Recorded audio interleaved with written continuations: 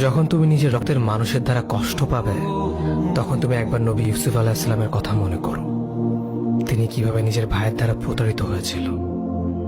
যখন তোমার বাবা মা না বুঝেই তোমার বিরুদ্ধাচরণ করে, তখন নবী ইব্রাহিম আলাইহিস সালামের কথা মনে করো। তার বাবা তাকে আগুনে নিক্ষেপ করায় ভূমিকা রেখেছিল। যখন তুমি সমস্যা থেকে পরিত্রাণের জন্য কোনো পথ পাবে না, তখন ইউনুস আলাইহিস সালামের কথা ভেবো।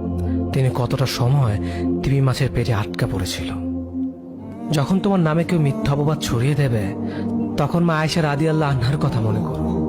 তার নামে পুরো শহর জুড়ে কুৎসা রচনা করা হয়েছিল। যখন তুমি অসুস্থ ব্যথার যন্ত্রণায় কাতরাতে থাকো, তখন নবী আইয়ুব আলাইহিস সালামের কথা ভেবো। তিনি ভয়ঙ্কর এক ভাইরাসজনিত রোগে আক্রান্ত হয়ে তোমার থেকে বেশি কষ্ট পেয়েছিল। যখন তুমি দিনের কোনো বিধান নীতিতে যুক্তি খুঁজে পাও না, তখন নবী নূহ আলাইহিস সালামের কথা ভেবো। তিনি কোনো প্রশ্ন ছাড়াই মরুভূমিতে নৌকা তৈরি করেছিল।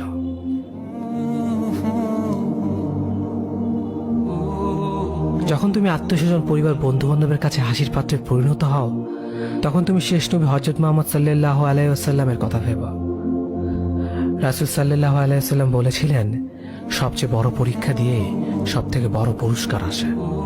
যখন আল্লাহ কাউকে ভালোবাসেন, তখন তাকে পরীক্ষা করেন, এবং যে এই পরীক্ষাগুলো মেনে নেয়, সে আল্লাহর সন্তুষ্টি অর্জন করে।